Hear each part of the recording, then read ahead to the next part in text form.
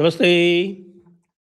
आप सभी से अनुरोध है कि कृपया हमारी चैनल को सब्सक्राइब करें, वीडियो को लाइक करें और जाएं हमारे धर्मापणा मर्चेंडाइज स्टोर पर। वहां पर आपको कई विंटर क्लोथिंग और समर क्लोथिंग में चॉइस मिलेगी, उसे अवश्य जाकर देखें। भारत ने पाकिस्तान की दुम पर एक और पैर रख दिया है। अभी तक एक ही पैर रखा हुआ था, अब दूसरा पैर भी रख दिया।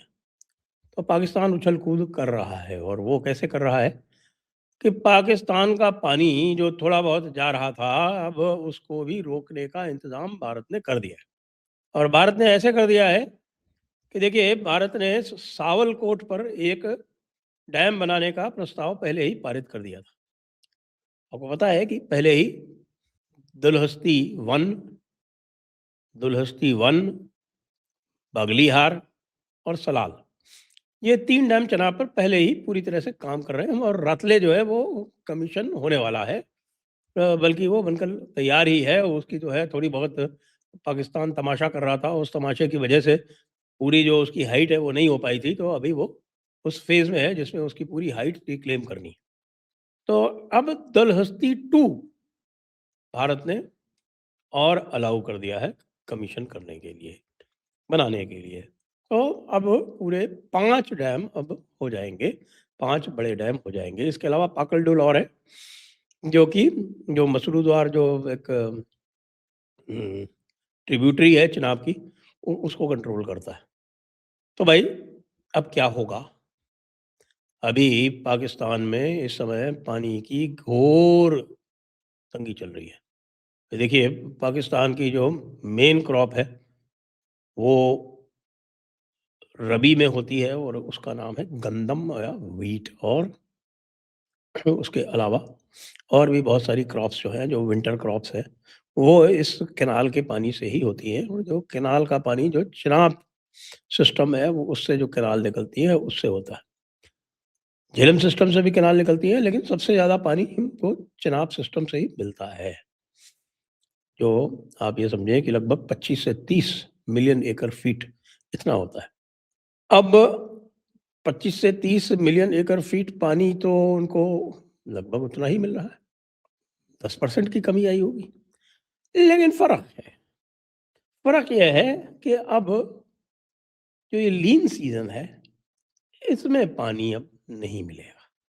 पानी जो कुछ भी मिलेगा, वो उनको तब मिलेगा जिस समय उस पानी का उनके पास उपयोग नहीं होगा, और वो पानी जो है वो नीचे बह जाएगा। और कभी जब हम फ्लश करेंगे तो अचानक पानी छोड़ा जाएगा, जिसमें से थोड़ा बहुत ही स्टोर हो पाएगा, और उसके बाद बाकी सारा का सारा जो है वो नीचे चला जाएगा।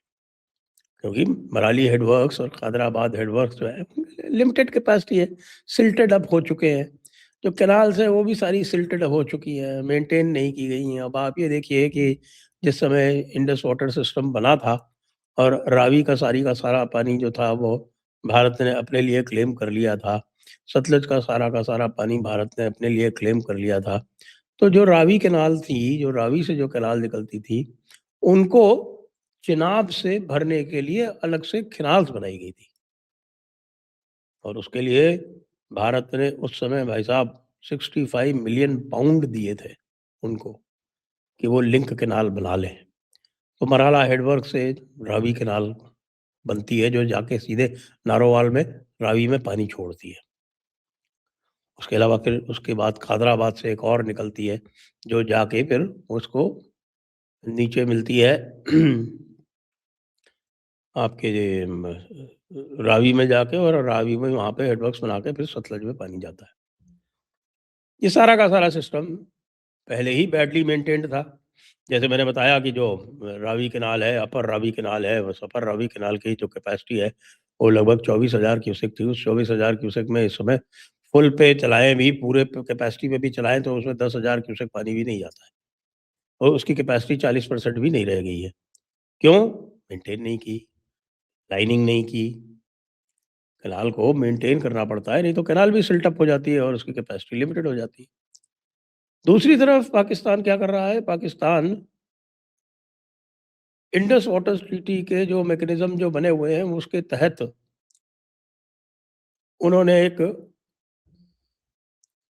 आपको आर्बिट्रेशन में केस दे रखा है और एक न्यूट्रल एक्सपर्ट के पास जाके कह रहे हैं कि साहब ये रातले में और ये किशनगंगा में जो भारत डैम बना रहा है, इस पर रोक लगाई जाए। उनके पास अब कोई पावर नहीं है। भारत ट्रीटी को अबेंस में रख के एक तरह से भारत ट्रीटी से विथड्रॉ कर चुका है। मैं आपको कई बार बता चुका हूँ कि भारत के यद्यपि ट्रीटी सस्पेंड करने का या ट्रीटी से विथड्रॉ करने का क्लॉज इंडस वाटर ट्रीटी में नहीं है, लेकिन जो वियना में जो कन्वेंशन ऑफ ट्रीटीज है, उस कन्वेंशन ऑफ ट्रीटीज में उसका प्रावधान है।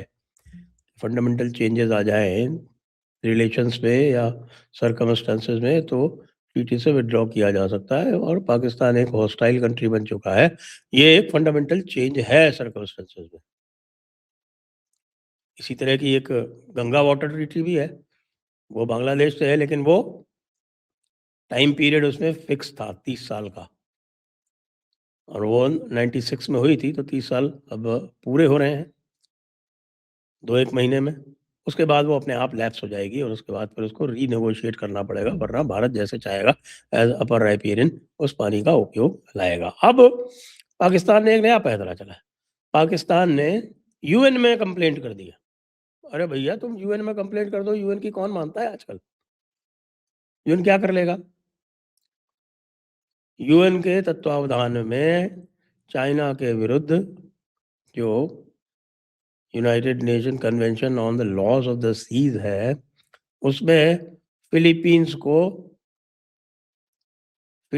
को अधिकार दिए गए थे उन द्वीपों पर जिन पर चाइना क्लेम कर रहा था।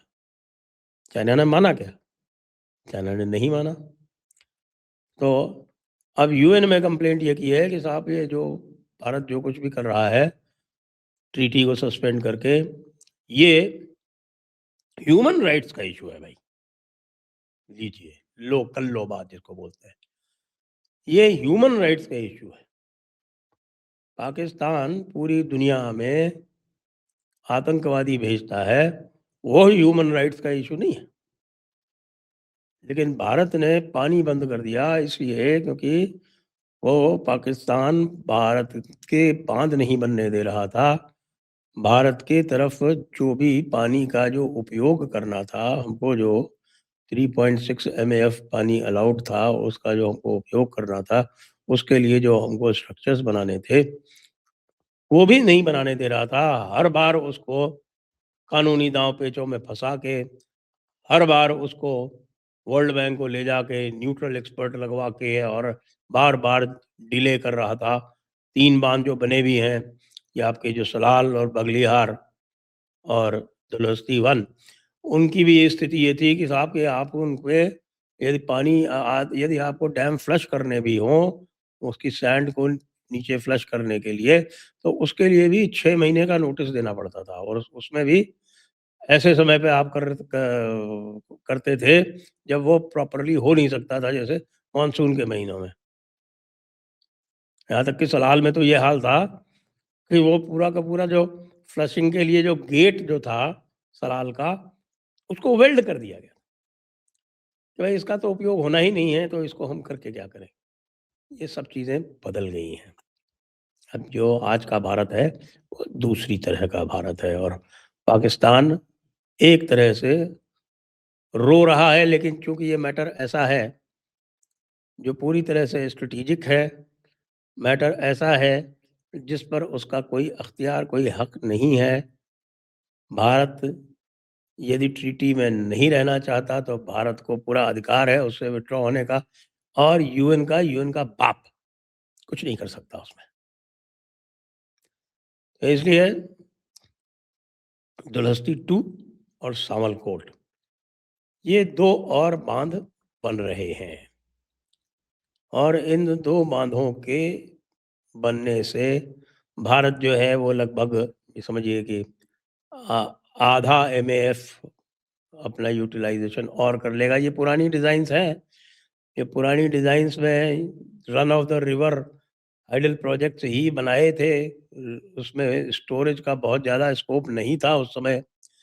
लेकिन मुझे लग रहा है कि अब शीघ्र ही बगलिहार 2 की बात आएगी और बगलिहार 2 में बनेगा बड़ा स्टोरेज और बड़ा स्टोरेज बनेगा। जितना भी स्टोरेज बाकी है हमारे को यूटिलाइज़ करने के लिए 2 एमएफ या ढाई एमएफ या कितना भी है, वो इन 3 बाँधों को मिला के यानी बगलिहार 2 जो बनना है और सावलकोट है और ये तीसरा ये दलहस्ती 2 है, इनको तीनों को मिला के वो बन जाएगा।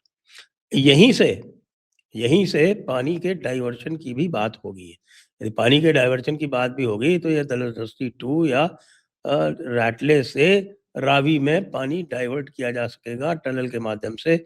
उस टनल की लंबाई जो है वो 30-40 किलोमीटर लगभग होगी। आजकल इतनी लंबी टनल बनाना कोई मुश्किल काम नहीं है, विशेषकर से जब वो आपके वाटर कैरिंग टनल हो, हाइडल टनल्स जिनको बोलते हैं। तो ये काम अब होना पक्का है और पाकिस्तान का और भी ज़्यादा रोना पक्का है। जय हिंद, जय भारत, वंदे मातरम।